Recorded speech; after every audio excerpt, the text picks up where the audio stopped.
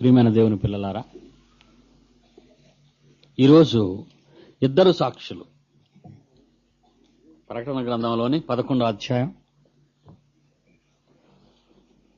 ఇద్దరు సాక్షుల గురించిన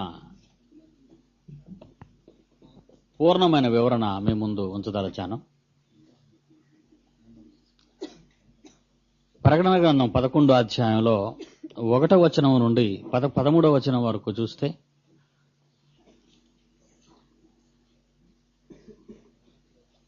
వాళ్ళని గురించిన కొన్ని సందర్భాలు రాయబడ్డాయి. చాలా మంది అనుకుంటున్నారు ప్రకటన గ్రంథాన్ని చదివినప్పుడు ఇది భవిష్యత్తు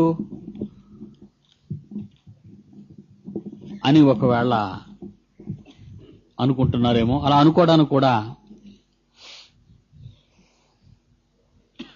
అవకాశం ఉంది. ఎందుకంటే ప్రకటన 1వ అధ్యాయంలో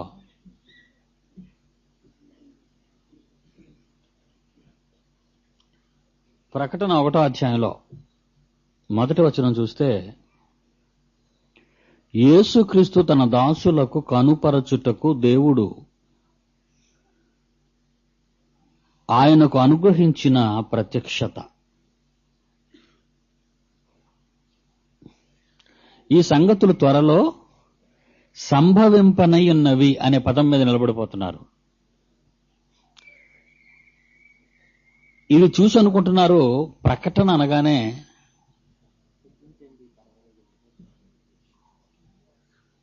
ప్రకటన అనగానే జరగబోయేదే చెబుతుంది అనే ఆలోచన గతించిన 5 రోజులలో మీ నుండి వెళ్లిపోయిందని నేను అనుకుంటున్నాను. ప్రకటన అనగానే జరగబోయేదే అని మాత్రమే కాదు, జరిగిపోయినది, జరుగుచున్నది, జరగబోన్నది.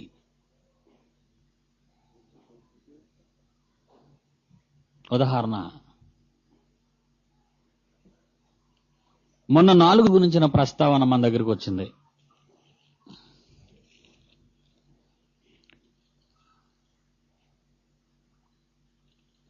ఈ 4 జీవుల గురించి మనం చదువుకున్నప్పుడు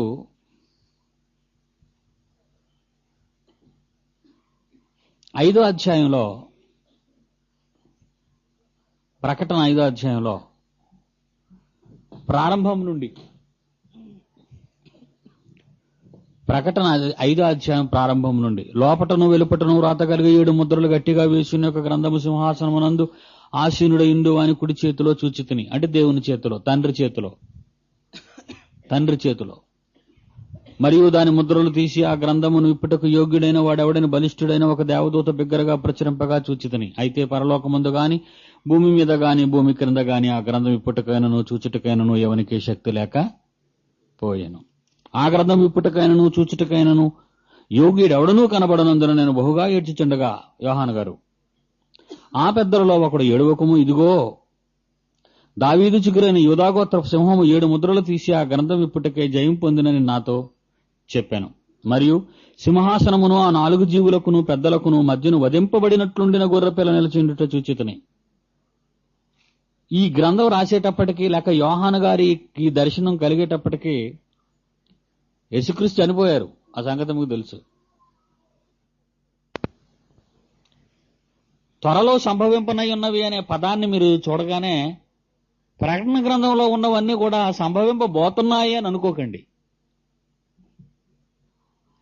కొన్ని సందర్భాలు మాత్రమే సంభవింపనై ఉన్నవి అని అర్థం చేసుకోవాలి మీరు.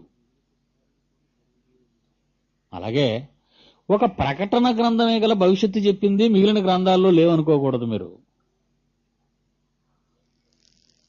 బైబిలులో ప్రతి పుస్తకం ప్రవచన గ్రంథమే. తెలుసా మీకు ఆ సంగతి? ప్రకటన గ్రంథం ఒక్కటే ప్రవచన గ్రంథం అని అనుకుంటున్నారు చాలా మంది. ప్రకటన గ్రంథం ఒక్కటే ప్రవచన గ్రంథం అని అనుకుంటున్నారు చాలా మంది. ఆదికాండం నుండి ప్రకటన గ్రంథం వరకు అన్ని ప్రవచన గ్రంథాలే, ప్రవచన పుస్తకాలే. ఎన్నో పేతురు 2 పేతురు 1వ అధ్యాయం 20-21. 2 పేతురు 1వ అధ్యాయం 20-21. ఒకడు మోషే నుండి ఆదికాండం నుంచి ఖండాల నుంచి ప్రకటన వరకు, ఆదికాండం నిర్గమాకాండం దగ్గర నుంచి యోధా ప్రకటన పుస్తకాల వరకు 66 పుస్తకాలు రాసినటువంటి వాళ్ళు, ఒకడు ఊహను బట్టి చెప్పుట వలన లేఖనములో ఏ ప్రవచనము అంటే ప్రతిదీ ప్రవచింపబడింది అంటున్నాడు. మోషే ఉన్నాడండి, ఆయన నిర్గమాకాండంలో వచ్చాడు. ఆదికాండంలో ఏం జరిగిందో ఆయనకేం తెలుసు? ఆదాము పుట్టుక గాని, సృష్టి పుట్టుక గాని, నోవహు జలప్రళయం గాని, అబ్రహాము పుట్టుక గాని, ఇశ్రాయేలీలు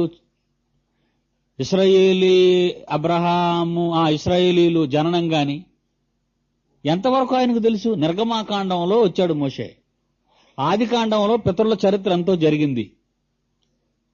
మరి దానికి ఎలా తెలిసింది? ప్రవచింపబడింది అంతే. దీనివలన ఒకడు ఊహను బట్టి చెప్పుట వల్ల లేఖనములో ఏ ప్రవచనము పుట్టదని మొదట గ్రహించుకోవాలి. బైబిల్లో ఉన్నవన్నీ ప్రవచన పుస్తకాలే, అన్ని ప్రవచింపబడినవే. ప్రకటన గ్రంథం ఒకటే ప్రవచన గ్రంథ సారాంశం అని రాయడం మొదలెడుతున్నారు. అదొకటే ప్రవచనం అనుకుంటున్నారు. బైబిల్ అంతా ప్రవచన గ్రంథమే.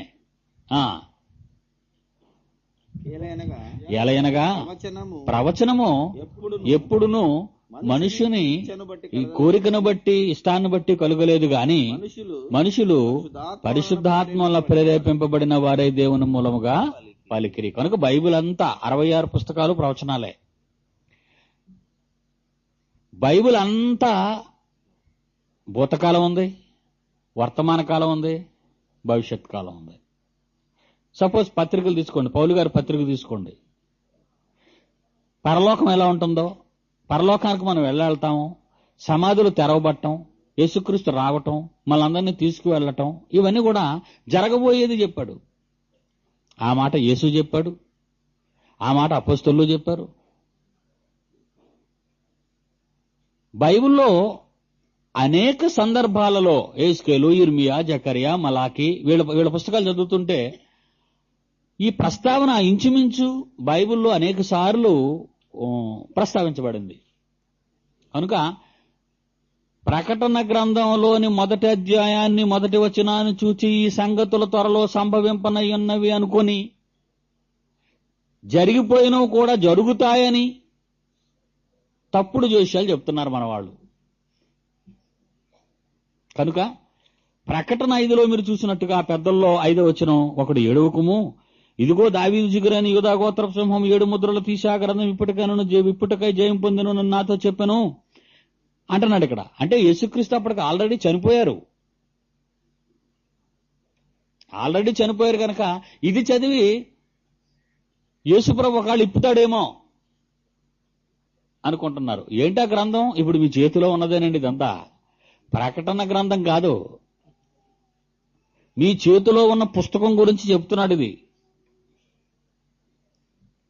ఈ పుస్తకంలో జరిగిపోయినవి ఉన్నాయి, జరుగుతున్నవి ఉన్నాయి, జరగబోతున్నవి ఉన్నాయి. బైబిల్ అంతట్లో వర్తమాన భూత భవిష్యత్ కాలములలో ఉన్నవాడు చెబుతున్నాడు ఇవన్నీ.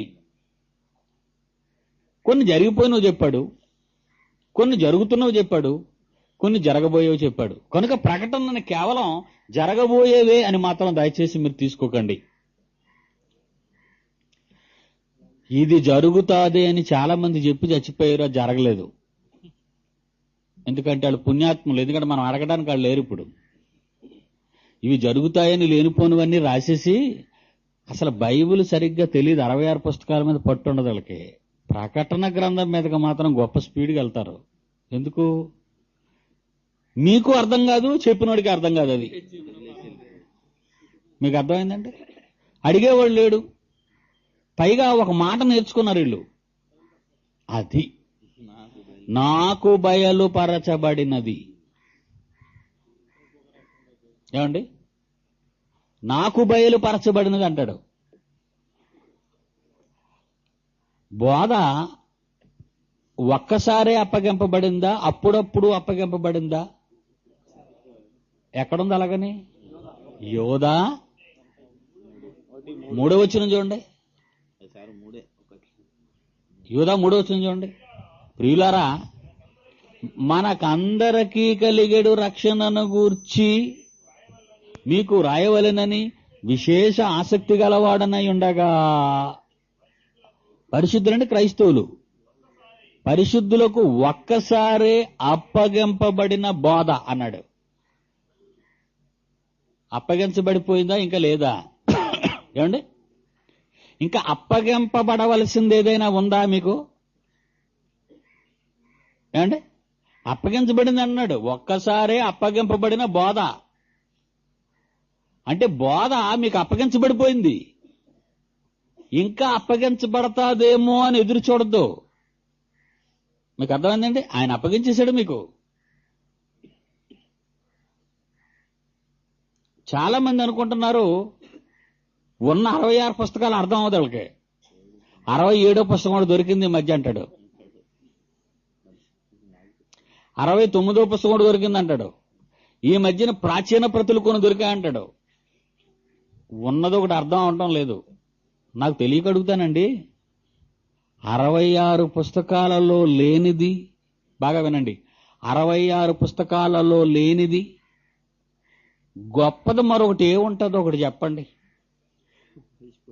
మళ్ళా అడుగుతాను, ఇది ఈ 66 పుస్తకాలలో లేనిది మీకు గొప్పగా తోచినది ఇంకేదైనా ఒకటి ఉందేమో చెప్పండి. ఏమండి, 2వ రాక డేటు అది చెప్పేశాడు కదా చెప్పనని. కనుక అది ఎక్కడో రాసేసి ఉందో, ఒక దగ్గర ఉందో, దొరుకుతుందని మీరు అనడానికి. ఇంకా మీరేమనుకున్నా అసలు అర్థం లేదు. అది మీకు చెప్పవలసినవన్నీ చెప్పేశాడు. చూస్తారా? ఎఫెసీ పత్రిక 3వ అధ్యాయం, ఎఫెసీ పత్రిక 3వ వచనం. ఎట్లనగా యేసుక్రీస్తు మర్మం, దానిని గూర్చి దేవదర్శనం వలన నాకు తెలియపరచబడిందనే సంగతి మీకు మునుపే రాసేశాను. చక్కగా, సంక్షేపం అంటే అర్థం ఏంటండి? క్లుప్తంగా, శాతభారతాలు రాయకుండా పాయింట్లు చక్కగా రాసేశాను, క్లుప్తంగా రాశాను. మీరేం చేయాలి? చదవాలి. మీరేం చేయమని చెప్పాడండి బైబిల్లో? దానిని చదవండి. దేనిని? దేవదర్శనము వలన నాకు బయలుపరచబడిన మర్మము. చాలా జాగ్రత్తగా వినాలి మీరు. దేవదర్శనము వలన నాకు బయలుపరచబడిన జ్ఞానము నేను వ్రాశాను. అంటే కొన్ని పాయింట్లే రాశాను, కొన్ని పాయింట్లు నా పాకెట్లో పెట్టుకున్నాను అనలేదు ఆయన. మీకు రాయవలసిన పాయింట్లు నేను రాశాను క్లుప్తంగా. మీరేం చేయాలి? మరలా మీ గదిలోకి పోయి మరలా దేవదర్శనం కోసం ఎదురు చూడకండి. మీకేదో కొత్త సంగతులు బయలుపరుస్తాడని. ఈ మధ్యన అలా బయలుపరిచేసి పాడు చేస్తున్నారు వాళ్ళు. నేను ఏదైతే వ్రాశానో మీరేం చేయాలి? దానిని చదవాలి. మీరు దీనిని చదవకుండా దీన్ని మూసేసి మరలా గదిలోకి వెళ్ళి నాకేదైనా ఒకటి బయలుపరిచి ప్రభువా అంటున్నాడు. ఏటి బయలుపరచకపోతే ఈడో ఒక నిర్ణయం తీసుకుని బయటకు వచ్చి బయలుపరిచేస్తాడు. దేవదర్శనము వలన బయలుపరచబడినదను సంగతి మునుపు మీకు సంక్షేపముగా వ్రాశాను. మీరేం చేయాలి? దానిని చదివిన ఎడల read read read study, read study, read study. అర్థమైందండి? ఒక డార్విన్ ఉన్నాడు, ఒక థియరీ రాశాడు. ఐన్స్టీన్ ఉన్నాడు, ఒక థియరీ రాశాడు. జాన్ డాల్టన్ ఉన్నాడు, వాడు ఒక థియరీ రాశాడు. మీరేం చేయాలి? ఆ థియరీ చదివితే చాలు. మీరు మీరు ఒక తీరి దగ్గరికి వెళ్ళారనుకోండి, మీ తీరే మారిపోద్ది. మీకు అర్థమైందండి? బయలుపరచబడిన దానిని చదువుకోవడానికే మీకు టైం లేదు, మంచి మార్కులు రావటం లేదు. అంతేనా? ఐన్స్టీన్ గాని జాన్ డాల్టన్ గాని వాళ్ళు బయలుపరిచిన థియరీలే మీకు సరిగ్గా అర్థం కావటం లేదు, సరిగ్గా మార్కులు రావడం లేదు. వైద్య శాస్త్రంలో అనేకమైనటువంటి థియరీలు వచ్చేసాయి బయటికి, అవే సరిగ్గా ఎంబీబీఎస్ ఎంఎస్ చదువుకున్నోడికి రావటం లేదు. ఎందుకు? కడుపులో కత్తిరి మరిచిపోతాడు, చేతి టవలు మరిచిపోతాడు, కుడి పక్క చేయబోయి ఎడం పక్క చేసేస్తాడు, కుడి కన్ను తెరవబోయి ఎడం కన్ను తెరిచేస్తాడు.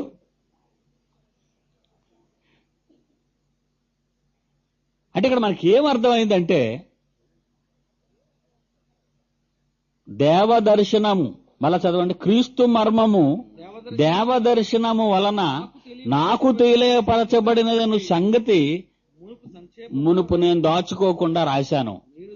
మీరేం చేయాలంటే చదవాలి. మీరు చదివితే చాలు, దానిని బట్టి, చదివిన దానిని బట్టి ఆ క్రీస్తు మర్మం నాకేదైతే దేవదర్శనం వలన బయలుపరచబడిందో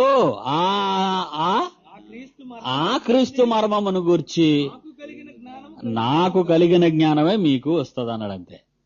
వచ్చేసింది కదండి. ఇంకా మరలా బయలుపరచబడాలి అని మీరు ఎందుకు వెళ్తున్నారు? కనుక ప్రకటన చదవగానే బయలుపరచబడినది అని మొదలెడుతున్నారు వీళ్ళు.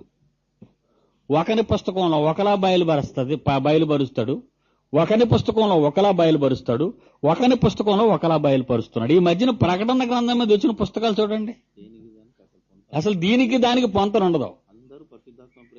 ఈడు పరిశుద్ధాత్మతో ప్రేరేపింపబడ్డాడు, వాడు పరిశుద్ధాత్మతో ప్రేరేపింపబడ్డాడు, అందరూ పరిశుద్ధాత్మతో ప్రేరేపింపబడి 4 రకాలుగా రాశారు. ఇంతకీ వీళ్ళని ప్రేరేపిస్తున్న పరిశుద్ధాత్ముడు తప్ప, వీళ్ళతో తప్ప?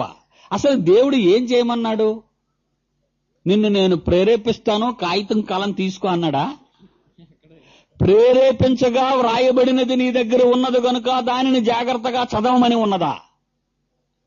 చూసారు ఎంత ఖచ్చితంగా ఉందో బైబిల్లో. కనుక కనీస జ్ఞానం లేని వాళ్ళు కూడా ప్రకటన గ్రంథం దగ్గరికి వెళ్తున్నారు ఈ మధ్య. మాట్లాడితే దాన్ని ముట్టుకుంటారు, నోటుకొచ్చినట్టు చెప్పడానికి. ఎవడేం మాట్లాడలేడు. దేవుని పిల్లలారా, ప్రకటన గ్రంథంలో ఏదో ఉందని మీరు అనుకుంటున్నారు. 65 పుస్తకాలలో ఉన్నదానికంటే ఏదో గొప్ప సంగతి ఉందనుకోవడం మీ పొరపాటు. మిగిలిన పుస్తకాల్లో ఏదుందో ఇందులో కూడా అదే ఉంది. కాకపోతే రూపకాలంకారంగా వ్రాయబడింది కనుక ఆ విచిత్రమైన వస్తువులు, ఆ మృగాలు, ఆ పక్షులు, వాటిని చూసి మీరు కంగారు పడుతున్నారు అంతే. అందువలన మొదటి అధ్యాయాన్ని చూడగానే ఇదేదో సంభవింపనై ఉన్నవి అనే దాని మీద ఆధారపడకుండా సంభవింపబడ్డాయి, సంభవించినవి, సంభవింపబడుచున్నవి, సంభవింపబోయేవి కూడా ఇందులో ఉన్నట్టుగా ఈ 5వ అధ్యాయంలో యేసుక్రీస్తు సందర్భం మనకు గుర్తు చేస్తుంది. అందుకే ఈ బోధ ఒకేసారి అప్పగింపబడింది. దీన్ని మీరు చదవండి, విషయాలు అర్థమవుతాయన్నాడు. ఇప్పుడు 11వ అధ్యాయంలో ఎవరు ఈ ఇద్దరు సాక్షులు? ఎవరు ఈ ఇద్దరు సాక్షులు? దాని గురించి మనం ఆలోచిద్దాం. ప్రకటన 11:1 మరియు ఒకడు చేతికర్ర వంటి కొలకర్ర నాకిచ్చి, యోహాను గారికి చేతికర్ర వంటి కొలకర్ర నాకిచ్చి, నీవు లేచి దేవుని ఆలయమును బలిపీఠమును కొలత వేసి ఆలయములో పూజించు వారిని లెక్క పెట్టుము. ఆలయమునకు వెలుపటే ఆవరణమును కొలత వేక విడిచిపెట్టుము. అది అన్యులకు ఇయ్యబడును. వారు 42 నెలలు పరిశుద్ధ పట్టణమును కాలితో త్రొక్కుదురు. నేను నా ఇద్దరు సాక్షులకు అధికారం ఇచ్చదును. వారి గోనె పట్ట ధరించుకుని 1260 దినములు ప్రవచింతురు. మీకు ఈ నంబర్ మాటమాడి కనబడుతుంది. మీకు 1260, 42 నెలలు, 3.5 సంవత్సరాలు, 7కు సగభాగం. అది మర్చిపోకండి. సంపూర్ణానికి సగభాగం అని అర్థం. ఇక్కడ అంటున్నాడు, ఆలయాన్ని కొలు, లోపల భాగాన్ని కొలు, బలిపీఠం ఎన్నో ఉన్నాయి కదా, ఆ లోపల ఆవరణాన్ని కొలు, ఎంతమంది ఉన్నారో చూడు అన్నాడు. ఎందుకు? మొట్టమొదట దేవుడు తన సంఘమును యూదులతో, ఇశ్రాయేలీలతో ప్రారంభించాడు. మొట్టమొదటి దేవుడు సంఘాన్ని క్రీస్తు శకం 33వ సంవత్సరంలో సుమారు పెంతెకోస్తు అనే పండుగ దినాన్ని యెరూషలేము అనే పట్టణంలో అపోస్తలులతో కలిపి 3000 మంది ద్వారా ప్రారంభ సంఘం ఆరంభమైంది. ఇది మీకు తెలుసు. మొదట క్రైస్తవులైన వారు అన్యజనులు కాదు, ఇశ్రాయేలీలే.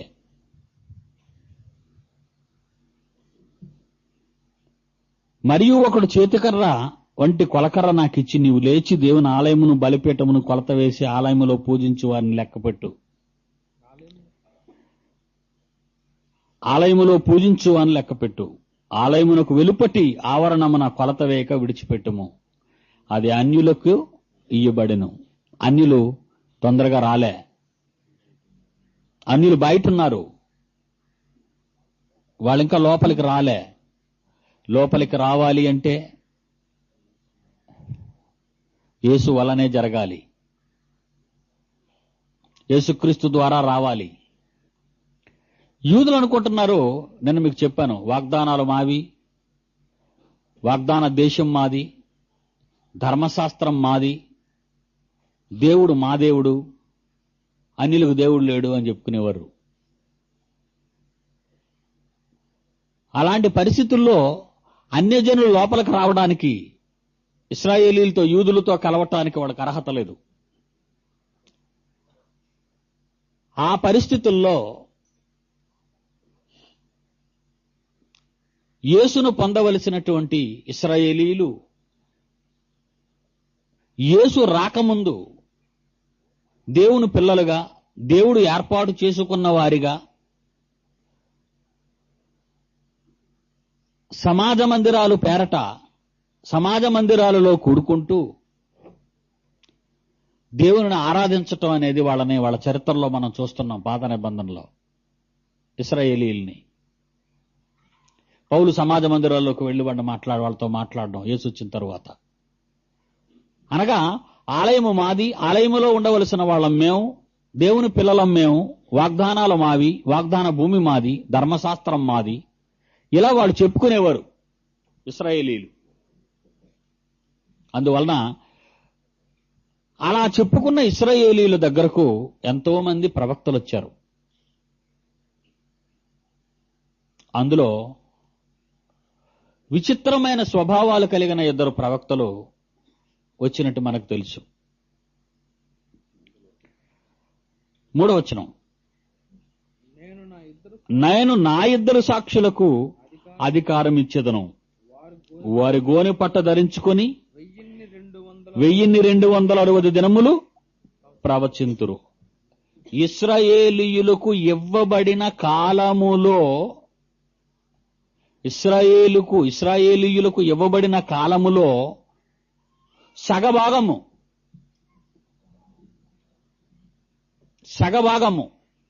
7 పరిపూర్ణ సంఖ్య అని చెప్పాను. 7లో సగం 3.5. కాలము అర్ధకాలము అంటాడు దాన్ని. కాలము అర్ధకాలము, 1 అర అని అర్థం, 3.5. ఆ 3.5 మనకు అర్థం కావడానికి 42 నెలలు అన్నాడు. 1260 దినాలు అన్నాడు. 1260 దినాలు, 42 నెలలు, 3.5 సంవత్సరాలు. అంటే సంపూర్ణ భాగానికి సగభాగం వాళ్ళకి అవకాశం ఇచ్చాడన్నట్టుగా మనకు కనబడుతుంది. వాళ్ళకి ఇవ్వబడిన సంపూర్ణ కాలం వాళ్ళకు కొంతకాలం కేటాయించాడు. దేవుడు నాకు 60 ఏళ్ళు ఇచ్చాడు అనుకోండి, అవి నా జీవితానికి పూర్ణం. దేవుడు నాకు 60 ఏళ్ళు జీవితకాలం ఇచ్చాడు.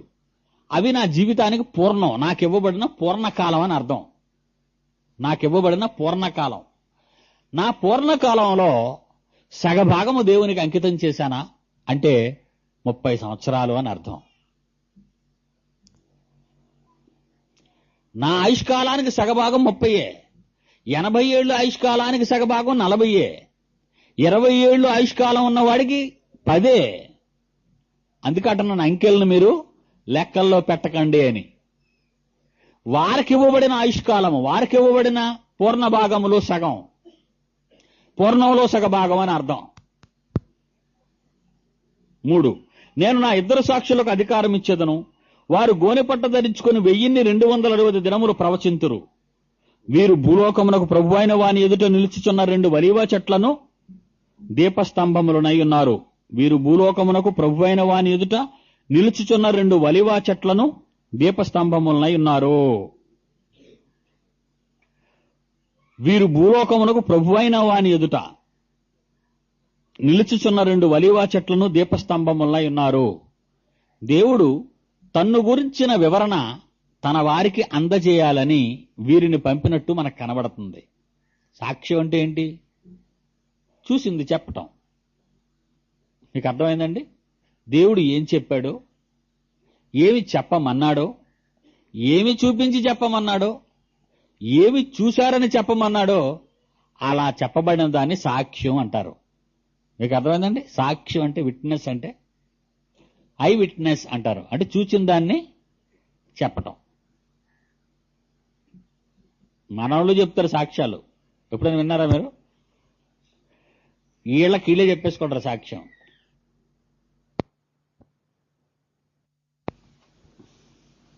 బాధపడకండి, వీళ్ళకి వీళ్ళే చెప్పుకుంటారు. ఇప్పుడు బాబు సాక్ష్యం చెప్తాడంటాడు, ఆయన సాక్ష్యం చెప్తాడు, నేను ఇలాగ వెళ్తున్నానండి, ఏదో జరిగిందండి అని. సాక్ష్యం ఎలా అవుతుంది? మీరు చెప్పుకున్న సాక్ష్యం అవుతుందా? మీరు కోర్టులో నిలబడి నేను ఆయన ఏమీ చేయలేదండి, నేను అమాయకుడినండి అని నువ్వు చెప్తే నీ సాక్ష్యం చెల్లుతుందా? చూసిన ఆయన చెప్పాలా, అవునండి ఆయన ఏం చేయలేదండి అని. మన సాక్ష్యాలు ఎలాగుంటాయి? ఎవరితో సంబంధం ఉండదు. నా సాక్షి రైట్, నువ్వు ఎండవే. దేవుని దగ్గర వీళ్ళు ఏం విన్నారో, దేవుడు వీళ్ళకి ఏం చూపించాడో, దేవుడు ఏం చెప్పమన్నాడో, ఏది విన్నారో అది చెప్పాలి. యేసుక్రీస్తు అదే అంటాడు, నా అంతటా నేనేమీ బోధించటం లేదు, తండ్రి యొద్ద వినిన దానినే బోధిస్తున్నాను అన్నాడు యేసుక్రీస్తు. అది ఆయన సాక్ష్యం. సాక్ష్యం అంటే నమ్ముదాం. పరిశుద్ధాత్మ దేవుడి గురించి ఏమన్నాడు? పరిశుద్ధాత్మ దేవుడు కూడా తనంతట తానే ఏమీ బోధించడు. పర్సనల్ విట్నెస్లే ఉండవు ఆయన దగ్గర. ఆయన ఏం చెప్తాడు? ఆయన నా వాటిలో నువ్వు తీసుకొని వచ్చి మీకు బోధిస్తాడు. ఎంత చక్కగా ఉందండి బైబిల్, ఎంత క్లియర్గా ఉందండి బైబిల్. ఈరోజు బైబిల్లో ఉన్నదానికి విలువ ఇవ్వటం మానేసింది క్రైస్తవ జనాంగం. ఎవరికి విలువిస్తారు? సాక్ష్యాలు. చాలా మంది అడుగుతారు, మీ సాక్ష్యం ఏమన్నది అయ్యగారని. నా సాక్ష్యమా? మీ సాక్ష్యం ఏముంది కదా చెప్పమంటాడు. నా సాక్ష్యమా? నాది నీకు కావాలా నా సాక్ష్యం? ఇందాక ఒక మాట అన్నాను ఉదయం పాఠంలో, యేసుక్రీస్తు లోకంలో మానవాళిని కాపాడటానికి జరిగించినవి ఎన్నో సాక్ష్యాలు ఉన్నాయా? అవన్నీ రాయటానికి భూలోకమైనను చాలదు. అంటే యేసు ప్రభు వారి సాక్ష్యాలే వదిలేసినట్టుగా ఉంది బైబిల్లో. రెఫరెన్స్ చూపించమంటారు? ఉందా? చూపించండి అన్న వాళ్ళు చేస్తండి. వెరీ గుడ్, మంచి పట్టు ఉంది మీకు. యేసు ప్రభు అంటారు, యేసు ప్రభు చేసినవి ఎన్నో ఈ గ్రంథమందు వ్రాయబడి ఉండలేదు. అలా ఒకవేళ వ్రాయిస్తే భూలోకమైనను సరిపోదు. ఆ మహానుభావుని సాక్ష్యాలే రాయబడలేదు. మీ సాక్ష్యం ఎందుకు?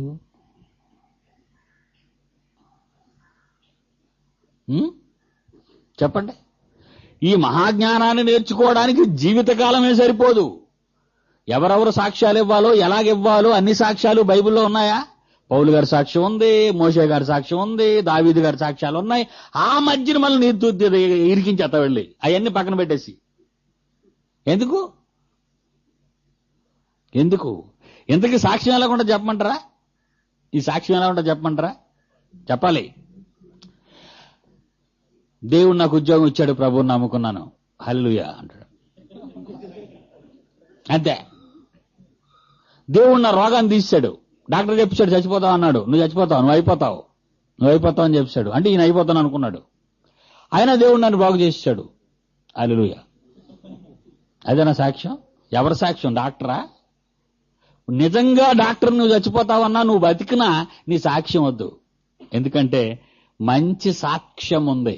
వినుట వలన విశ్వాసము కలుగును. ఏది వినుట వలన?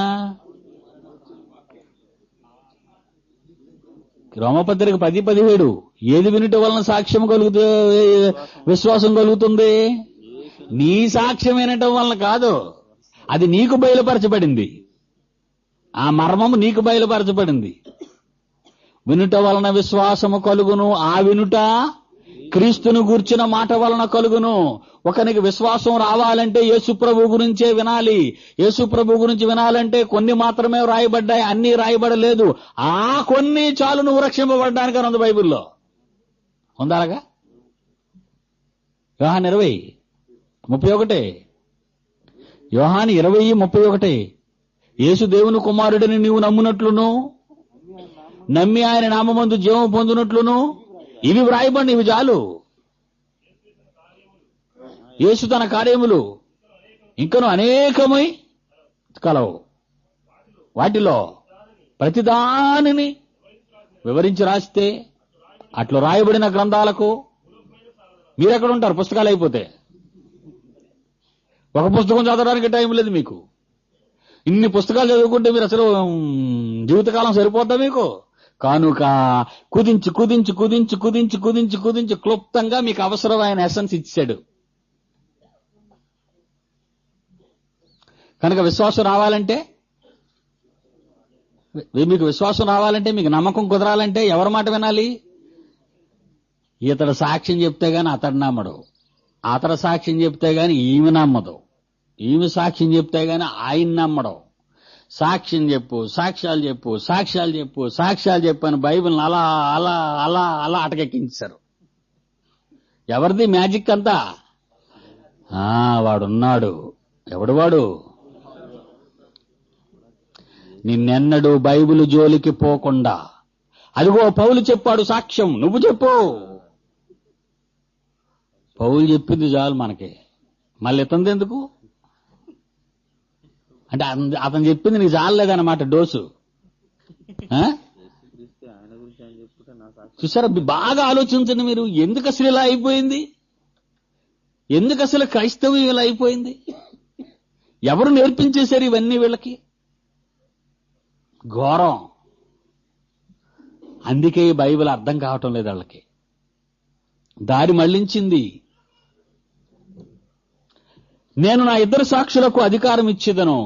సాక్షులు చూసారా ఎంత పెద్ద గొడవ వచ్చిందో సాక్ష్యాల దగ్గర? నా ఇద్దరు సాక్షులు ఉన్నారు, వాళ్ళు వస్తారు మీ దగ్గరికి, వాళ్ళకి అధికారం ఇచ్చాను.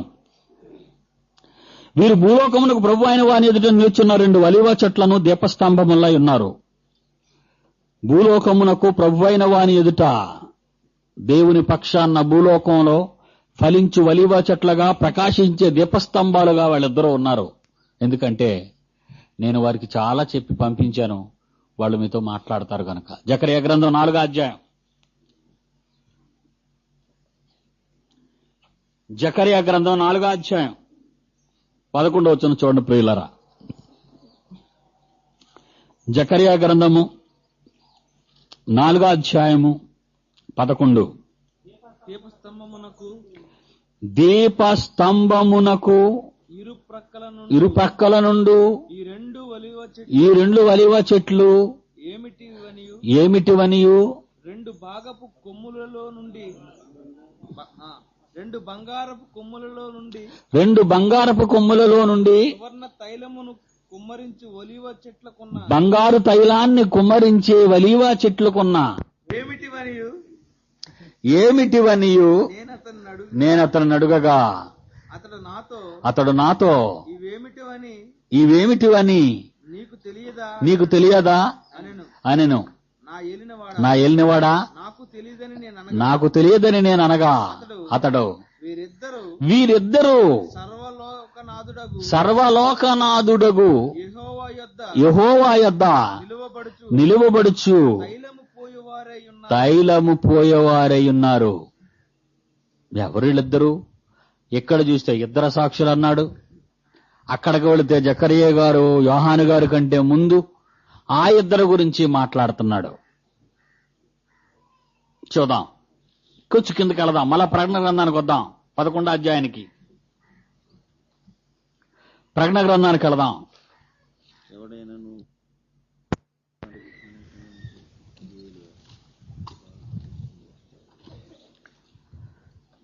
ఐదవ వచనం, ఎవడైనను వారికి హాని చేయనుద్దేశించిన ఎడలా నేను ఏ ఇద్దరి సాక్షులనైతే మీ యొద్దకు పంపానో వారికి ఎవరైనా హాని చేయనుద్దేశించుచున్న ఎడలా ఉద్దేశించిన ఎడలా ఆ ఇద్దరు సాక్షుల నోట నుండి అగ్ని బయలు వెడలి వారి శత్రువులను దహించి వేయును గనుక ఎవడైనను వారికి హాని చేయనుద్దేశించిన ఎడలా అలాగున వాడు చంపబడవలను.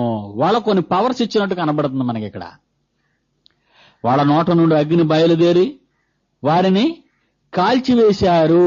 కాల్చివేస్తాయి అగ్ని అనగానే ఇలాంటి క్యారెక్టర్, ఇలాంటి స్వభావం ఉన్నవాళ్ళు గురించి మనం వెతికి వేటాడదాం. కంగారు పడిపోయి ఎవరో ఇద్దరు పేర్లు చెప్పేయకండి. మీకు అర్థమైంది కదండి?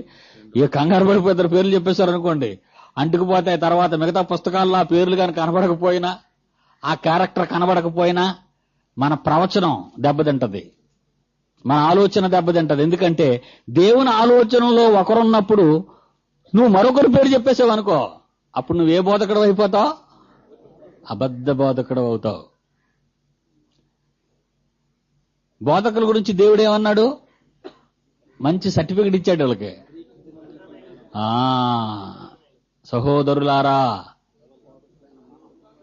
సహోదరులారా, బోధకులమైన మనము మరి కఠినమైన తీర్పు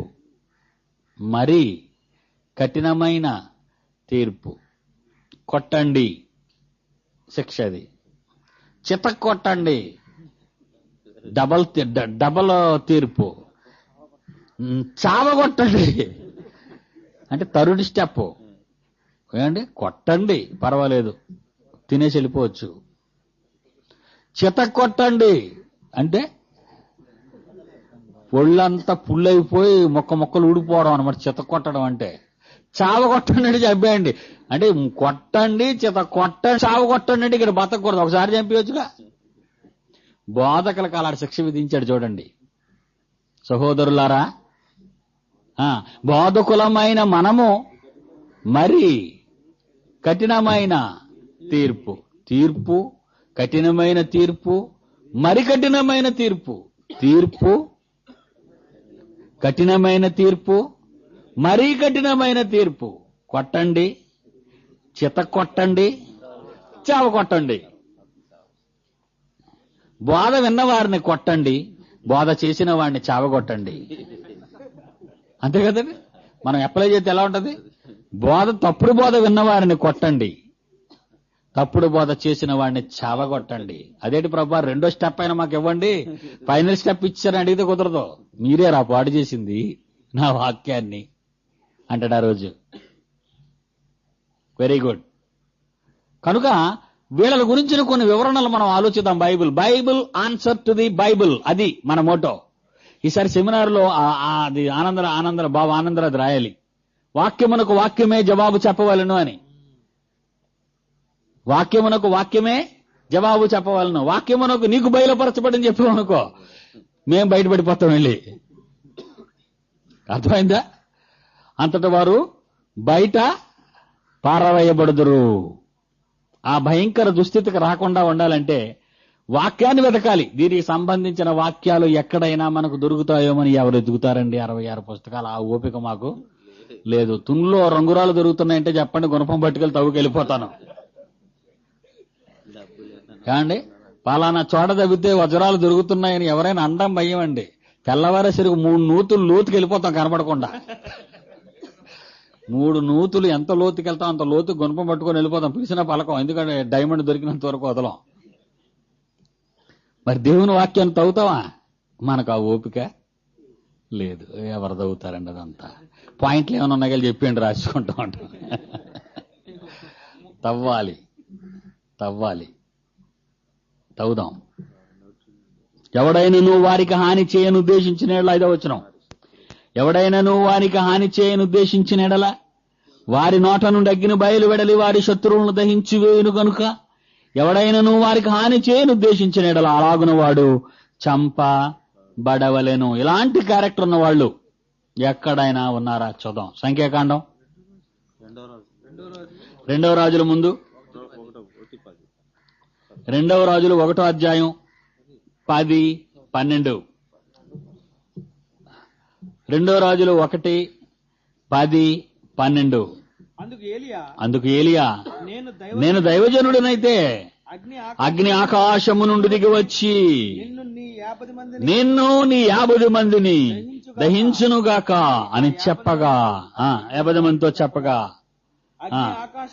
అగ్ని ఆకాశము నుండి దిగి వాని 50 మందిని, అమ్మయ్యా, ఇక్కడ ఒక ఆయన దొరికాడు.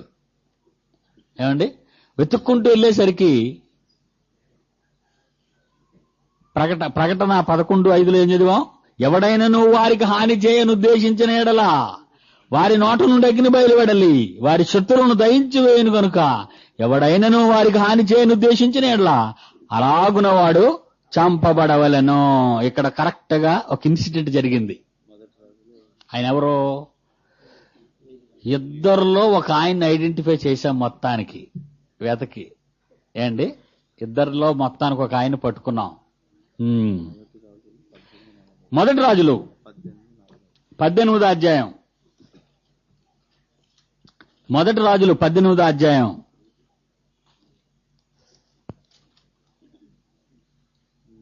40. అప్పుడు ఏలియా 40. అప్పుడు ఏలియా ఒకనైనను తప్పించుకొనని పోనీయక, ఒక్కనినైనను తప్పించుకొని పోకుండా బయలు ప్రవక్తలను పట్టుకొనుడని వారికి సెలవియ్యగా జనులు వారిని పట్టుకొని ఏలియా షిషోను వాగు దగ్గరికి వారిని తీసుకొని వెళ్లి అక్కడ వారిని వధించెను. అలాంటి క్యారెక్టర్ ఉన్నటువంటి వ్యక్తిగా మనకి కనబడుతున్నాడు. దేవుని పక్షాన సాక్ష్యం చెప్పటానికి వస్తే ఆ సాక్ష్యం కాదని అబద్ధ సాక్ష్యాలను సృష్టించి దేవునికి బదులుగా బయలుదేవతను నిలుపుకొని రాజ్యములోని ప్రజలతో సహా రాజ్యాన్నేలే ఆహాబు, అతని భార్య అయిన యెజెబెలు, టోటల్ గా వీళ్ళంతా దౌర్భాగ్య స్థితిలోనికి వెళ్లిపోయారు. అలాంటి వారి మధ్య ఇచ్చిన సాక్ష్యాన్ని, ఏలియా సాక్ష్యాన్ని నమ్మని ఆ ప్రజల్ని దేవుడు అతని ద్వారా ఎలాంటి మారణకాండ జరిగించాడు అన్నది మనకిక్కడ కనబడుతుంది. సంఖ్యాకాండం 16వ అధ్యాయం 35లో మరొక సందర్భం రాయబడింది. సంఖ్యాకాండం 16వ అధ్యాయం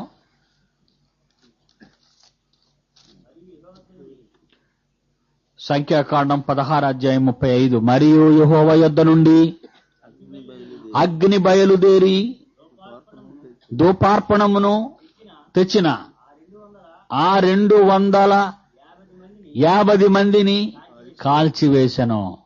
ఈ ఇన్సిడెంట్ ఎక్కడ జరిగింది? ఎవరి ద్వారా జరిగింది? ఎవరి కాలంలో జరిగింది? ఎవరి ఆధ్వర్యంలో జరిగింది? మోషే మాట వినని, మోషే నాయకత్వంలో, మోషే సాక్ష్యాన్ని అంగీకరించని వాళ్ళు, దేవుని పక్షాన్న మోషే చెప్పిన మాటలకు అవిధేయులైన వారి పక్షాన్న ఈ శిక్ష జరిగినట్టుగా మనం చూస్తున్నాం బైబిల్లో. ఆలోచించండి. బైబిలుకు బైబిల్ సమాధానం చెప్పాలి. 5వ వచనం ప్రకటన 11లో, ఎవడైనాను వారికి హాని చేయను ఉద్దేశించిన యెడల వారి నోట నుండి అగ్ని బయలువెడలి వారిని శత్రువులను దహించి వేయును. కనుక ఎవడైనాను వారికి హాని చేయను ఉద్దేశించిన యెడల అలాగున వాడు చంపబడవలెను. అంటే ఇప్పుడు ఇద్దరు సాక్షులు ఎవరని మనం వెతికి పట్టుకోగలిగాం? మోషే, ఎలియాలు. అమ్మయ్యా, ఇది జరిగిపోయిందా, జరగబోతుందా? అది కనుక త్వరలో సంభవింపనయ్యున్నవి అనే మాట ఉందని మరో 2 క్యారెక్టర్లను ఇక్కడ సెట్ చేశారనుకోండి, మీకు అర్థమైందా? ఈ సంగతులు త్వరలో సంభవింపనయ్యున్నవని ప్రకటన గ్రంథంలో 1వ అధ్యాయం 1వ వచనం చూసేసి సంభవింపబోయేవని ఎవరో ఇద్దరిని తీసుకొచ్చి అందులో నువ్వు ఒకడవని చెప్పుకున్నావు అనుకో, నువ్వు కాలిపోతావు.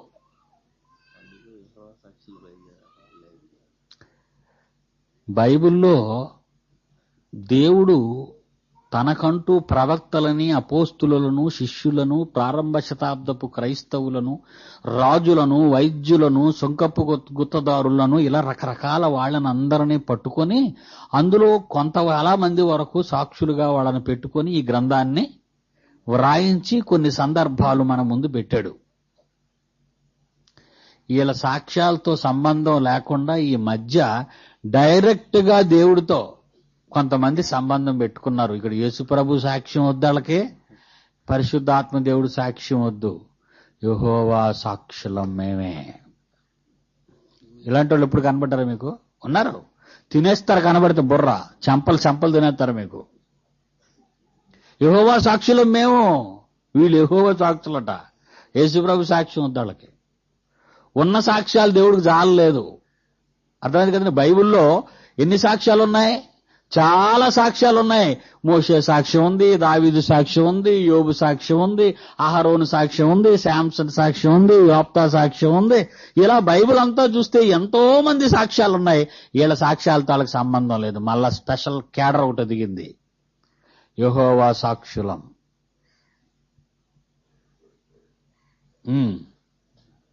ముందుకెళదాం. 6వ వచనం, తాము ప్రవచింపు దినములు వర్షము కురవకుండా ఆకాశమును మూయటకు వారికి అధికారము కలదు. అబ్బా, ఎంత క్లియర్ అయిపోయిందండి ఇప్పుడు మనకి, ఎంత క్లియర్ అయిపోయింది చూడండి. ఇప్పుడు ఇలా విడిపోతే ఇక మంచు విడిపోయినట్టు విడిపోతుంటది. సరిగ్గా దొరకాలి మనకు ఆ కొస. మీకు అర్థమైంది కదండి? కొస కరెక్ట్ గా దొరికింది అనుకోండి, మొత్తం తోడంతా లాగేచ్చు. ఇప్పుడు మనం కొస సరిగ్గా దొరకలేదనుకోండి, మనల్ని ముడిలో పెట్టేస్తుంటాడు. వీడికి సరిగ్గా అర్థం కాదు.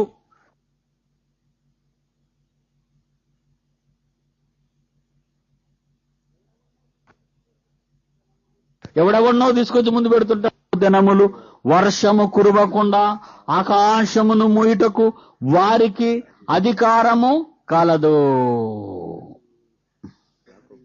మరియు వారికిష్టమైనప్పుడెల్లా నీళ్లు రక్తముగా చేయుటకును నానావిధ తెగులతో భూమిని బాధించుటకును వారికి అధికారము కలదు. చూద్దాం. నిర్గమాకాండం 6వ అధ్యాయము 1వ వచనము. నిర్గమాకాండం 6వ అధ్యాయము 1వ వచనము.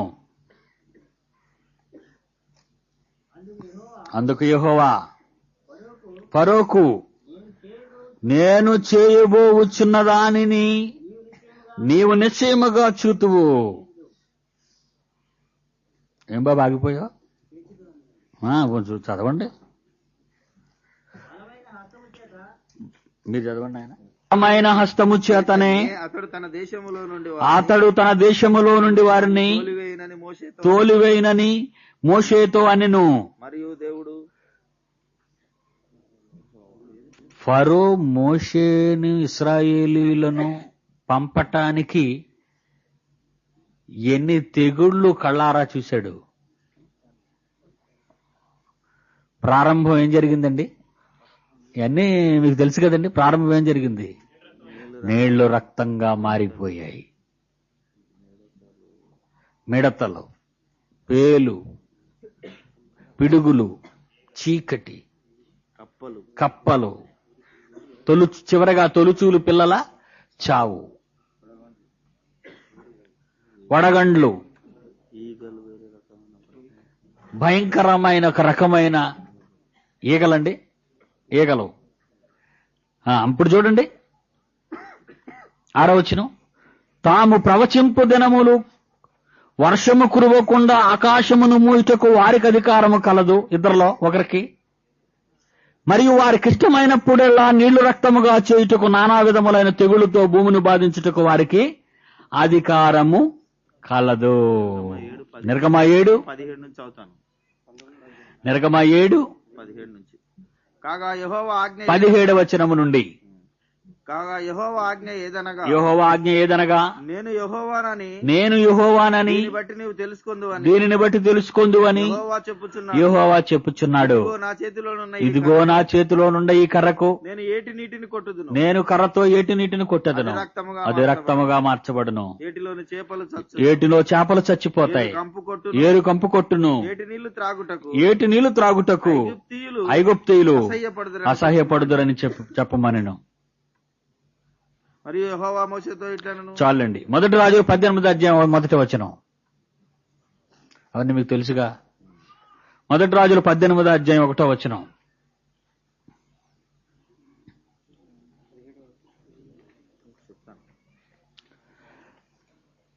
1 రాజులు 18వ అధ్యాయం 1వ వచనం. అనేక దినములైన తరువాత 3వ సంవత్సరమందు యెహోవా వాక్కు ఏలియాకు ప్రత్యక్షమై, నేను భూమి మీద వర్షమును కురిపించబోచున్నాను. దానికి ముందు ఏం జరిగిందో పాపం. దానికి ముందు ఏం జరిగింది?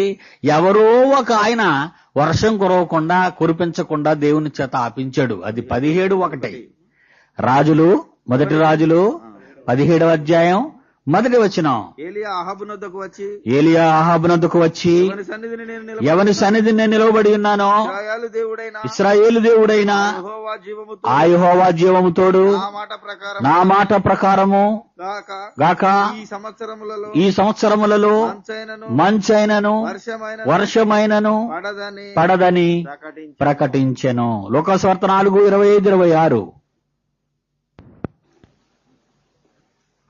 లోకాసువార్త 4:25-26.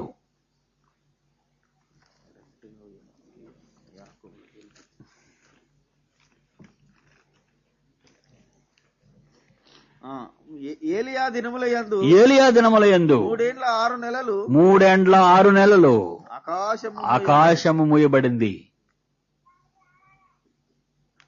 అది మీకు తెలుసు. యాకోబులో కూడా రాయబడిందని 5వ అధ్యాయం 17వ వచనంలో రాసుకోవచ్చు రెఫరెన్స్ మీరు. కనుక యాకోబు 5:17లో ఉంది. కనుక 6వ వచనం. తాము ప్రవచింపు దినముల వర్షము కురవకుండా ఆకాశం మూయుటకు వారికి అధికారం కలదు. మరియు వారికిష్టమైనప్పుడల్లా నీళ్లు రక్తముగా చేయుటకు నానా విధములైన తెగుళ్లతో భూమిని బాధించుటకును వారికి అధికారము కలదు. వారు సాక్ష్యము చెప్పుట మిగింపగానే అగాధములో నుండి వచ్చి క్రూర మృగము వారితో యుద్ధము చేసి జయించి వారిని చంపును. అయిపోయింది పని. వీళ్ళెన్ని చేసినా, వీళ్ళెన్ని ఘనకార్యాలు చేసినా క్రూర మృగం దెబ్బకు తట్టుకోలేకపోయారు వీళ్ళు. అర్థమైందండి? మోషే, ఏలియా లాంటి వాళ్లే క్రూర మృగము దెబ్బకు తట్టుకోలేకపోయారు. వీళ్ళ పరిస్థితి మనకు తెలుసు. వీళ్ళ మోషే గురించి, ఏలియాల గురించి మనం చదువుకున్నాం దైవ గ్రంథంలో. వాళ్ళ ముగింపు కొంతవరకు విచారకరంగానే ఉంది.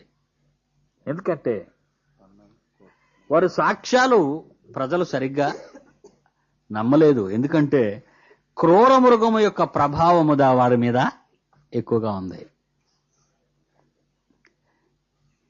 ఇశ్రాయేలీయులు బబులోను సామ్రాజ్యానికి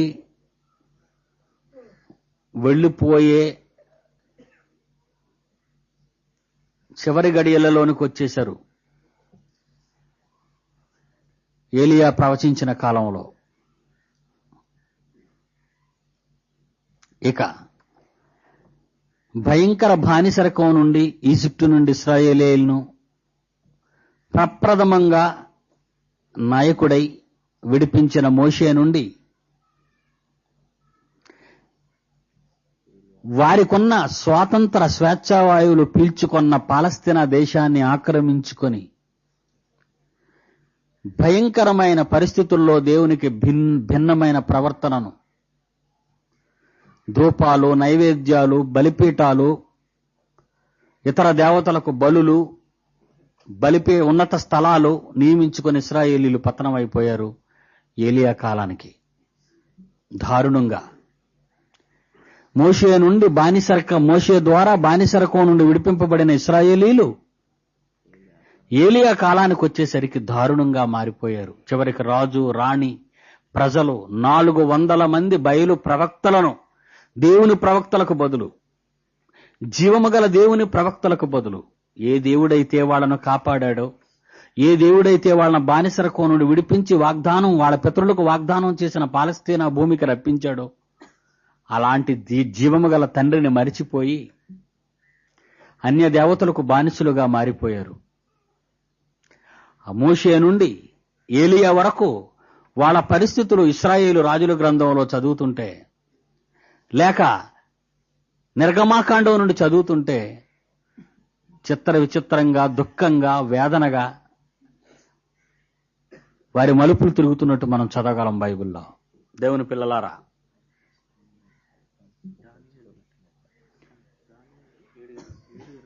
దానియేలు గ్రంథం 7వ అధ్యాయం.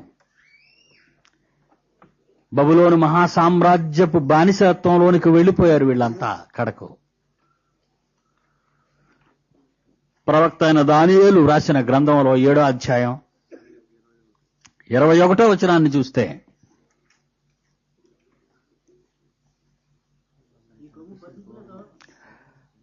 ఏమండి,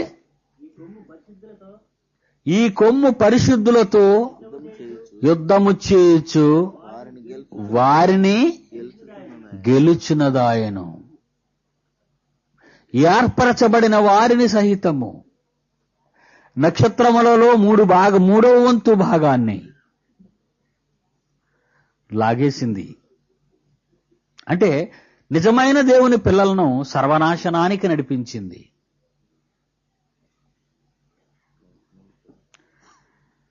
7 వారు సాక్ష్యము చెప్పుచుండగా ముగింపగానే అగాధములో నుండి వచ్చి క్రూర మృగము వారితో యుద్ధము చేసి జయించి వారిని చంపును. అంటే వారు చెప్పిన సాక్ష్యాలు ఇశ్రాయేలు ప్రజలలో నిష్ప్రయోజనం అయిపోయాయి. సమాధి చేసింది వారి మాటల్ని, వినకుండా చేసేసింది వారి మాటల్ని. అందుకే యేసు ఒక మాట చెప్పాడు, నీతిమంతుడైన హెబెలు రక్తము మొదలుకొని బరకీయ కుమారుడైన జకరియా రక్తము వరకు మీరు చిందించిన ప్రవక్తల రక్తాలు నాకు మొరపెడుతున్నాయన్నాడు. అంటే మీరు మారరు. యెరూషలేమా యెరూషలేమా, కపెర్నహూమా కపెర్నహూమా అని వాళ్ళని ఉద్దేశిస్తూ ఎన్నిసార్లు మాట్లాడాడు ఆయన? అనేక సార్లు కోడి తన పిల్లలను రెక్కల క్రిందకు చేర్చుకొనున్నట్లు నిన్ను నా రెక్కల క్రిందకు చేర్చుకోవాలి అనుకున్నాను. అందుకే యేసు ఒక మాట చెప్పాడు, నీతిమంతుడైన హెబెలు రక్తము మొదలుకొని బరకీయ కుమారుడైన జకరియా రక్తము వరకు మీరు చిందించిన ప్రవక్తల రక్తాలు నాకు మొరపెడుతున్నాయన్నాడు. అంటే మీరు మారరు. యెరూషలేమా యెరూషలేమా, కపెర్నహూమా కపెర్నహూమా అని వాళ్ళని ఉద్దేశిస్తూ ఎన్నిసార్లు మాట్లాడాడు ఆయన? అనేక సార్లు కోడి తన పిల్లలను రెక్కల క్రిందకు చేర్చుకొనున్నట్లు నిన్ను నా రెక్కల క్రిందకు చేర్చుకోవాలి అనుకున్నాను, కానీ నీవు కూలిపోయావు, తప్పిపోయావు, నా నీడ నుండి వెళ్ళిపోయావు. నీ పరిస్థితి ఎలాగుంటుందో తెలుసా? సొదొమ గొమొర్రా పరిస్థితి అయినా వారవచ్చునేమో, కానీ నీ పరిస్థితిని వారవరు. అగ్ని గంధకాలు కురిపించి ఎలా సర్వనాశనం మార్చి బుగ్గి చేసేసానో వాళ్ళనే, అలాగే మీ పరిస్థితి. కారణం క్రూర మృగం చేష్టలకు, క్రూర మృగము ప్రభావానికి మీరు లోనైపోయారు. క్రూర మృగం అంటే మీకు తెలుసు, అయిపోయింది ఆ పాఠం. అంతగా మిమ్మల్ని మోసం చేసింది, అంతగా మిమ్మల్ని దగా చేసింది, అదే సర్వం అని మిమ్మల్ని నమ్మించింది, అది లేకపోతే బ్రతుకు లేదని మీ చేత అనిపించింది, దానికి సాష్టాంగపడినట్లు చేసింది. వారు సాక్ష్యము చెప్పట ముగింపగానే ప్రవక్తలు, అతని ఇద్దరి సాక్షులు మోషే ఏలియాలు, వారు సాక్ష్యము చెప్పుడు ముగింపగానే అగాధములో నుండి వచ్చి క్రూర మృగము వారితో యుద్ధము చేసి జయించి వారిని చంపును. వారి శవములు ఆ పట్టణపు సంత వీధిలో పడి ఉండును. వానికి ఉపమాన రూపముగా సుధుము అనియు ఐగుప్తనియు పేరు. అచ్చట వారి ప్రభువు కూడా సిలువేయబడెను. ఇంత చక్కని మాట. ఐగుప్తు, మోసే, సుధుమో, ఏలియా, వాళ్ళ సాక్ష్యాలు, వాళ్ళ జీవితాలు ఆ ప్రజలకు అంకితమయ్యాయి. కానీ వాళ్ళు సాక్ష్యం ఆ ప్రజల గుండెల్లో లేకుండా సమాధి చేసింది క్రూర మృగం. కిందకి వెళదాం. వాళ్ళ తరువాత వచ్చిన వాళ్ళ ప్రభువు అక్కడే సిలువేయబడ్డాడు. మరియు ప్రజలకును వంశములకును ఆయా భాషలు మాట్లాడు వారికిని జనములకును సంబంధించిన వారు 3 దినములన్నర వారి శవములను చూచుచు వారి శవములను సమాధిలో పెట్టనియ్యరు. ఒక రకంగా ఆలోచిస్తే వీరు కూడా సమాధి చేయబడలేదు. వారి సాక్ష్యాలు సమాధి అయినా వారు శారీరకంగా సమాధి చేయబడలేనట్టే మనం బైబిల్లో చూడగలం. వారిని మోషే ఎక్కడ సమాధి చేయబడ్డాడు, అతని సమాధి ఎక్కడున్నది నేటి వరకు మనకు తెలీదు. ద్వితీయోపదేశకాండం 34:6 వచనం. బయత్పేరు ఎదుట ద్వితీయోపదేశకాండం 34:6 బయత్పేరు ఎదుట మోయాబు దేశములో లోయలో అతను పాతి పెట్టబడును. అతని సమాధి ఎక్కడున్నదో ఎవరికి తెలియదంటే ఎవరు సమాధి చేశారు?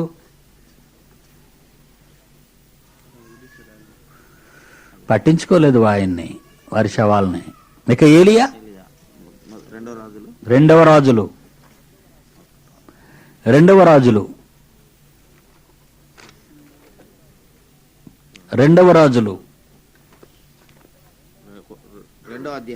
అధ్యాయము 11వ వచనము. 2వ రాజులు 2వ అధ్యాయము 11వ వచనము. వారు ఇంకను వెళ్ళుచు మాటలాడుచుండగా అగ్నిరథములు అగ్ని గుర్రములు కనబడి వీరిద్దరిని వేరు చేశాను. ఏలియా సుడిగాలి చేత ఆకాశమునకు ఆరోహణమాయను. సమాధి లేదు.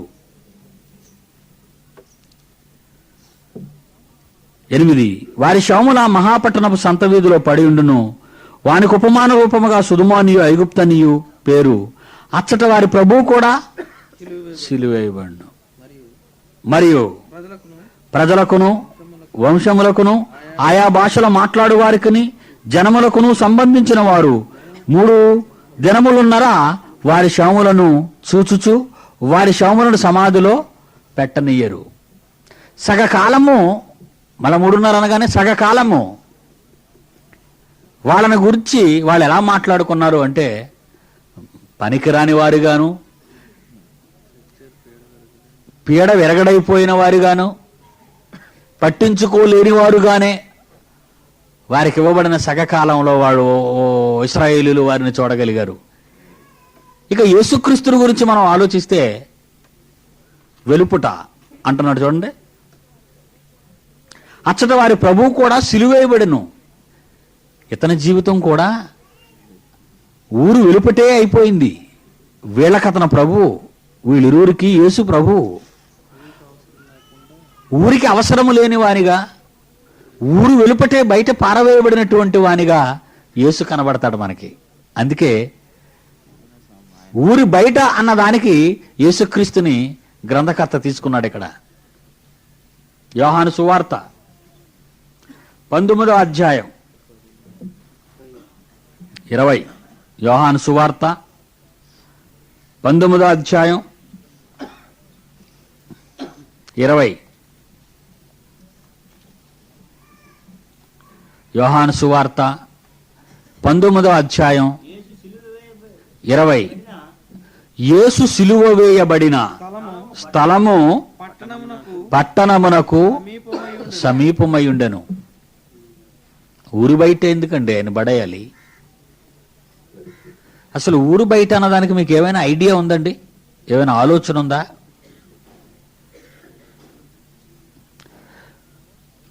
విశాఖపట్నంలో కైలాసపురం అని ఊరుందండి. మరి కొన్ని ఊళ్ళలో కొన్ని గ్రామాలలో మరి ఈ ఆచారం ఉంది. అక్కడ నేను కొంతకాలం ఉన్నానండి. ఊర్లో ఎవరైనా ఊర్లోనికి వచ్చి చచ్చిపోతే కైలాసపురంలో శవాన్ని ఇంటి దగ్గర ఉంచాలటండి. బయట ఎక్కడైనా చచ్చిపోయారు అనుకోండి, వాళ్ళ శవాన్ని ఊర్లోకి తీసుకురానివ్వరండి. ఎందుకర్రా తీసుకురావాలని అడిగితే వాళ్ళు అంటారు, ఊరు బయట శవం కదండి అది, ఏ కీడైనా ఈ గ్రామానికి రావచ్చు అని చెప్పారండి. ఇలాంటి ఆచారాలు అనేక గ్రామాల్లో ఉన్నాయి. శవాలని ఊర్లోకి రానివ్వరు. యేసు శవం అంత కీడు చేసిందా వీళ్ళకి? పట్టదు వాళ్ళకి. ఎవరి కొరకైతే యేసు చనిపోయాడో, ఎవరి కొరకైతే రక్తం కార్చాడో, ఎవరినైతే బాగు చేశాడో, ఎవరినైతే రక్షించాడో అతన్ని సిలువ వేయండి. ఊరి మధ్య కాదు, ఊరి బయట. యేసు సిలువ వేయబడిన స్థలము పట్టణమునకు సమీపమై ఉండెను. హెబ్రీయులకు రాసిన పత్రిక 13వ అధ్యాయము 12. హెబ్రీయులకు రాసిన పత్రిక 13వ అధ్యాయము 12వ వచనము. కావున యేసు, మీరు బాగా చదవండి, మనోడు కంటిన్యూటీ సరిగా ఉండటం లేదు. కావున యేసు కూడా తన స్వరక్తము చేత ప్రజలను పరిశుద్ధపరచుటకై గవిని వెలుపట ఊరి బయట మోషే వాగ్దానము చేయబడిన స్వతంత్ర దేశంలో ప్రవేశించాడా అండి?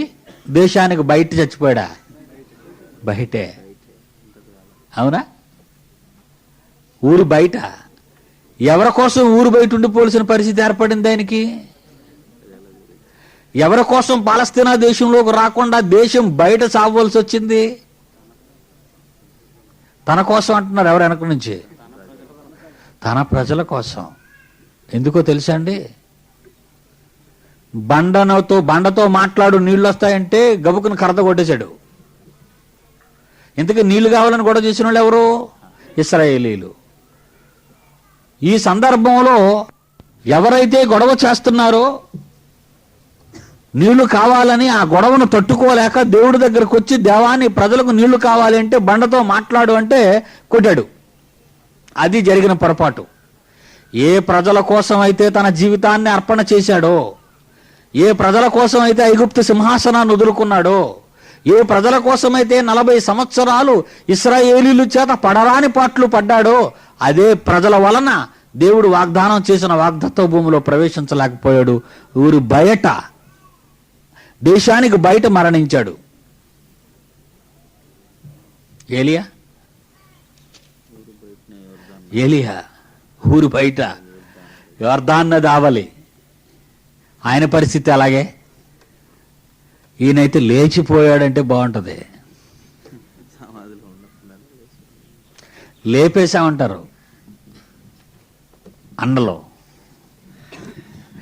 ఇశ్రాయేలీలు మధ్య చేసి ఆయన సాక్ష్యం ఇచ్చి ఊరు బయటకు వచ్చేసి ఆయన కూడా వెళ్ళిపోయాడు. వారి శవములు 8, వారి శవముల మహాపట్టణపు సంత వీధిలో పడి ఉండును. వానికి ఉపమాన రూపముగా సొదొము అనియు ఐగుప్తు అనియు పేరు. అచ్చట వారి ప్రభువు కూడా సిలువేయబడెను. మరియు ప్రజలకును వంశములకును ఆయా భాషల మాట్లాడు వారికి జనులకును సంబంధించిన వారు 3 దినములున్నర వారి శవములను చూచుచూ వారి శవములు సమాధిలో పెట్టనియ్యరు. ఈ 2 ప్రవక్తలు భూనివాసులను బాధించినందున, బాధించారండి వీళ్ళు, బాధే కదండి, బాధే,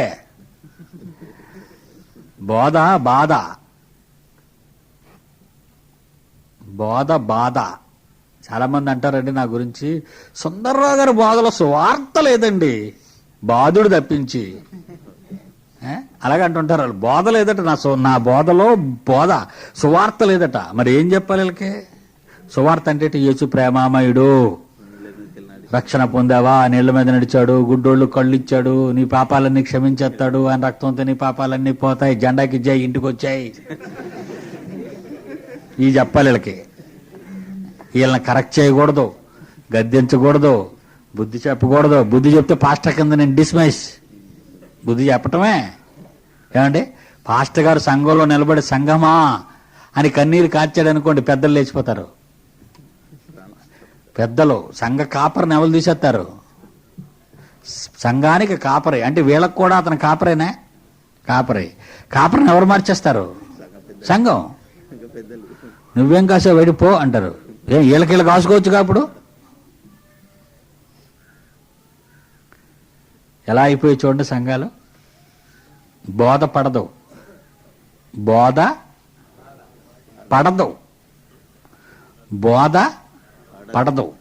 అంటే బోధ రియాక్షన్ ఇస్తుంది అన్నమాట. కొన్ని మందులు కొంతమందికి పడవు. నాకు పెన్సిల్ని పడదు, తెలుసండి, పెన్సిల్ని పడదు. కొన్ని మందులు కొంతమందికి పడవు, కొంతమందికి బ్రూఫిన్ పడదు. మందులు పడవు. క్రైస్తవులకు బోధ పడదు. వాచ్ వెనకాతలు కొంతకాలం ఎలక్ట్రానిక్ వాచ్లు రాకముందు కీ వాచ్లు ఉండి చూసారా, దాని వెనకాతలు ఏమనుండేది తెలుసా? వాటర్ ప్రూఫ్ అని ఉండేది. అంటే నీళ్లు లోపలికి వెళ్ళవు. అర్థమైందా? క్రైస్తవులకు బైబిల్ ప్రూఫ్. బైబిల్ లోపలికి పోదు, బోధ పడదు. ఎప్పుడైతే వీళ్ళిద్దరు చచ్చారో అలా ఎలాగైతే మాట్లాడుకుంటారో, అమ్మయ్యా 10వ వచనం, ఈ 2 ప్రవక్తలు భూనివాసులను బాధించినందున భూనివాసులు వారి గతి చూచి సంతోషించుచు ఉత్సహించుచు ఒకరినొకడు కట్నములు పొందుకొందురు. దరిద్రం వదిలిపోయింది, పీడ వదిలిపోయింది. పౌలుని చూసేమన్నారు? పౌలా, నువ్వు భూలోకమునకు పీడ వంటి వాడవు అన్నారు పౌల్ని. అన్నారా? చచ్చిపోతే కట్నం తెచ్చుకుంటారా? మీలో అలా చూస్తున్నారు కానీ నవ్వుకుంటూ వీడు ఎప్పుడు పోతాడా అని నా గురించి అనుకోరు. మమ్మల్ని చంపేస్తున్నాడు వీడు. భూలోకమునకు పీడ వంటి వాడు. పీడండి ఆయన, పీడ ఆయన. అలా పండుగ చేసుకున్నారట వాళ్ళు. అయితే 11వ వచనం, ఆ 3:30 దినములైన పిమ్మట దేవుని యొద్ద నుండి జీవాత్మ వచ్చి వారిలో ప్రవేశించెను గనుక వారు పాదములు ఊని నిలిచిరి. వారిని చూచిన వారికి మిగులు భయం కలిగను. మా చంపారండి బాబుళ్ళు, మయ్యుడు పోయారు, పీడ విరగడైపోయింది అని మనం పండుగ చేసుకుంటున్న ఈ సందర్భంలో మరలా నిలబడ్డారు వీళ్ళు. చూసారా, మళ్ళా నిలబడ్డారు వీళ్ళు. ఎలా? ఇప్పుడు ఎలాగా? మళ్ళా పండగల్లా దుఃఖదినాలుగా పాటించాలి ఇప్పుడు మనం. మళ్ళా లేచారట వీళ్ళు. అప్పుడు ఏం కలిగిందట వీళ్ళకి? మిగులు భయము కలిగెను. అంతే కదండి, మిగుల భయము కలిగెను. లోకాసు వార్త. ఎప్పుడైనా మళ్ళా వీళ్ళు లేచారా? జనులు చూచారా? వీళ్ళని చూచారా? మరలా వీళ్ళు లేచారా? జనులు చూచారా? మనుషులు భయపడ్డారా? ఇవి కావాలి మళ్ళా మనకు ఆన్సర్స్. అంతే కదండి. మళ్ళా వీళ్ళు లేచారా? జనులు వీళ్ళని చూచారా? చూచి భయపడ్డారా? లోకాసు వార్త 9వ అధ్యాయం 33, 34. లోకాసు వార్త 9వ అధ్యాయం లూకాసు వార్త 9వ రైట్ సార్ 33, 34. ఆ ఇద్దరు పురుషులు యేసుక్రీస్తు దగ్గరకు వచ్చారు మాట్లాడడానికి. ఎందుకంటే డిపార్ట్మెంట్ ముగ్గురిది ఒకటే డిపార్ట్మెంట్ కనుక. మీకు అర్థమైంది కదండి, ఊరు బయట కేసులు ఇవి.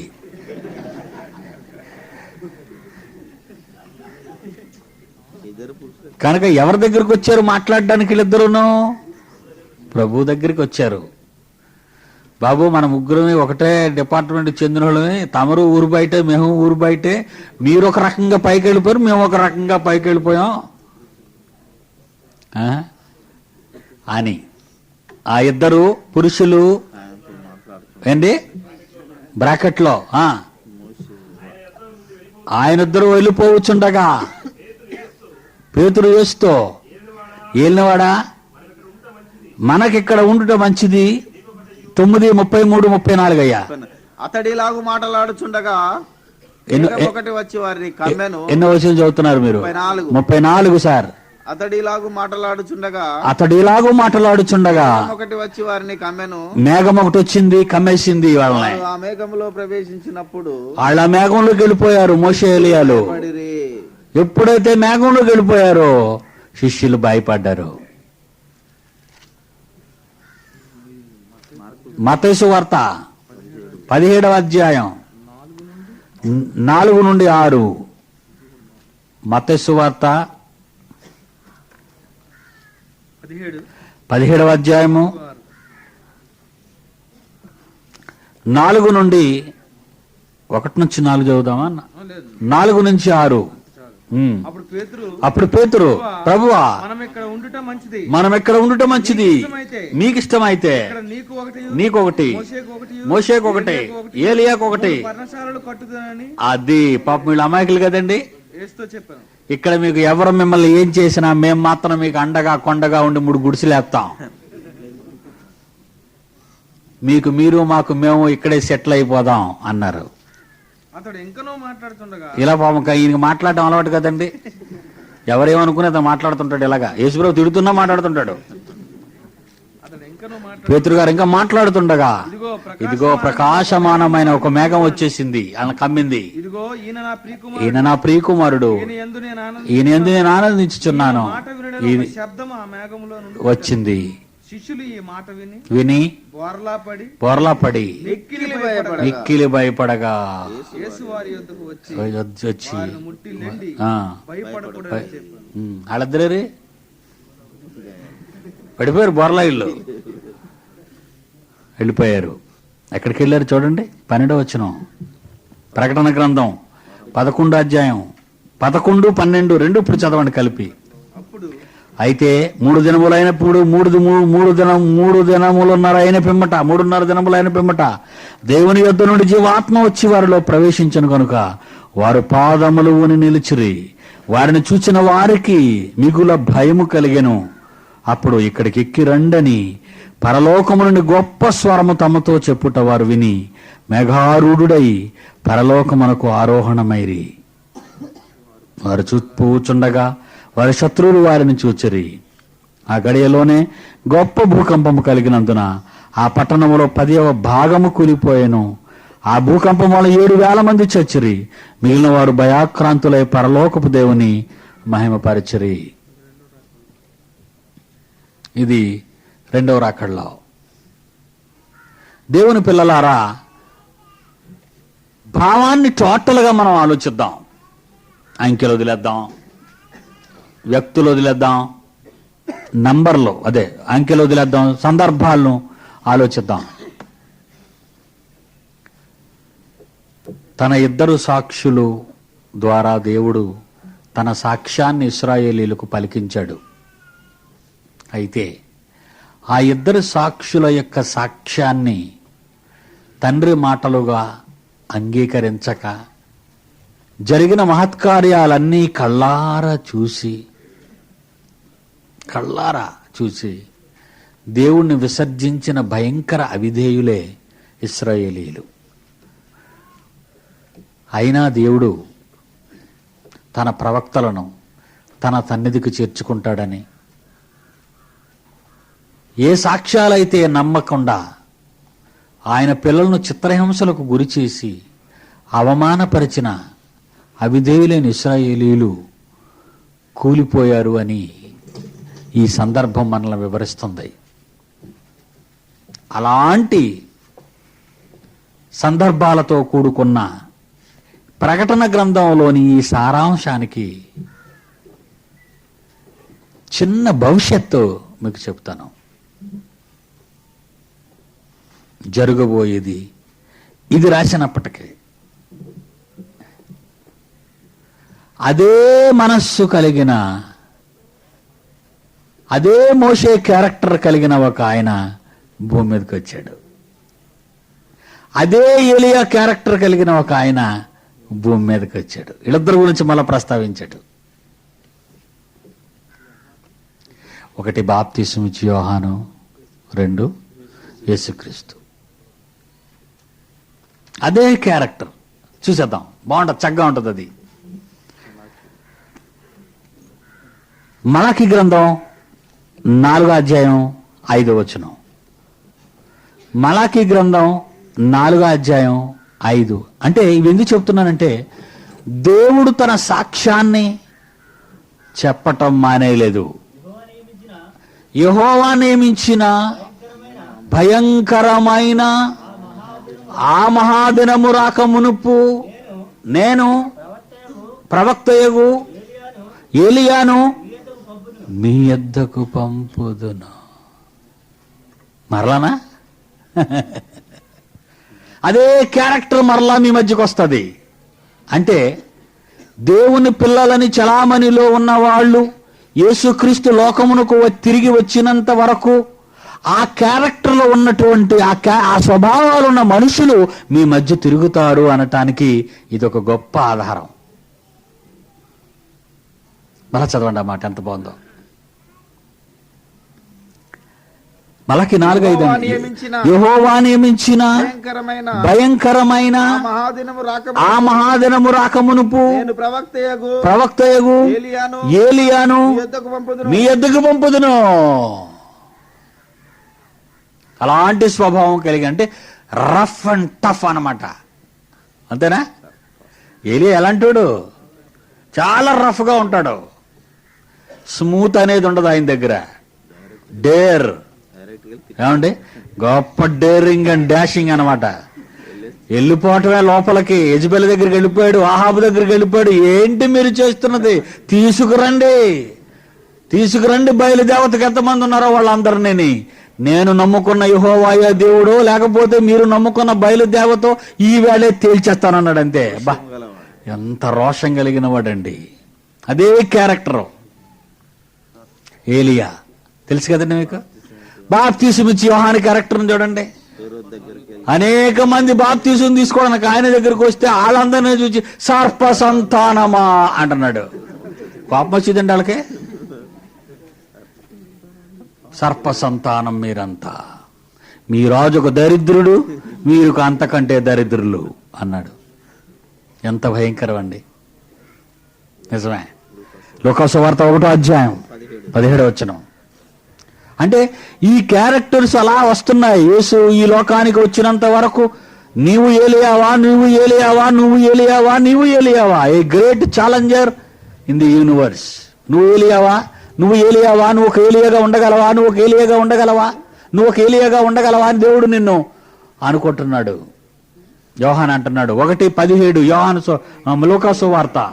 మరియు అతడు తండ్రుల హృదయములను పిల్లల తట్టుకును అవిధేయులు నీతిమంతుల జ్ఞానమును అనుసరించుటకును అవిధేయులు నీతిమంతుల జ్ఞానమును అనుసరించుటకు తిప్పి ఈ ప్రభువు కొరకు ఆయత్తపడి ఉన్న ప్రజలను సిద్ధపరచుటకై ఏలియా యొక్క ఆత్మయు శక్తియు గలవాడై ఆయనకు ముందుగా వెళ్ళును. ఎవరైనా బాప్తీసం ఇచ్చి యోహాను. అందుకే తొందరగా తగ్గొట్టేశారు తన్నే. స్పీడ్ ఎక్కువ ఉండి దిగిపోతాడు. యాక్సిడెంట్ కదండి.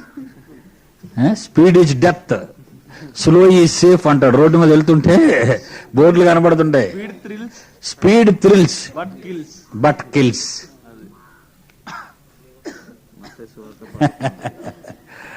ఇంకా యేసుప్రభు గురించి చూద్దాం, మరి మోషే గారి గురించి చూద్దాం. మోషే గారి గురించి మరి అతని క్యారెక్టర్ ఉన్న వాళ్ళు అంటే స్మూత్ అవుతుంది, అంత smooth handling, slow and safe, చాలా స్మూత్ గా పోతాడు ఆయన. ఏమంటే అపోస్తల కార్యాలు, దానికి ముందు ద్వితీయోపదేశకాండంకి వెళదాం. ముందు పాత నిబంధనకి వెళదాం. ద్వితీయోపదేశకాండం 18వ అధ్యాయం 16 నుంచి 18 వరకు మోషే ఏమంటున్నాడు చూడండి. ద్వితీయోపదేశకాండం 18వ అధ్యాయం 16 నుంచి వద్దాం, బాగుంటుందేమో. 16 నుంచి, ఈ గొప్ప అగ్ని నాకు ఇకను కనబడకుండునుగా కని చెప్పి తిని, ఆ సమయములో నీ దేవుడైన యెహోవాను నీవు అడిగిన వాటన్నిటి చొప్పున నీ దేవుడైన యెహోవా మీ మధ్యను నా వంటి ప్రవక్తను నీ సహోదరులైన ఇశ్రాయేలీయుల మధ్య నీ కొరకు పుట్టించును. నాలాంటి వాడు మరలా మీకు వస్తాడు అన్నాడు. అదే క్యారెక్టర్ మరలా. మోషే లాంటి సాత్వికుడు. మోషేనేమన్నాడండి దేవుడు? మోషే నా ఇల్లంతటిలో నమ్మకమైన వాడు, మోషే వంటి సాత్వికుడు నేను భూమి మీద చూడలేదు, కనుగోలేదన్నాడు. అంత సాత్వికుడు. ఎవరబ్బా ఈ క్యారెక్టర్? అపోస్తల కార్యాలు 3వ అధ్యాయం. Bible answer to the Bible. మర్చిపోకండి, బైబిల్కు సమాధానం చెప్పాలి. అపోస్తల కార్యములు 3వ అధ్యాయం 22, అపోస్తల కార్యాలు 7వ అధ్యాయం 37.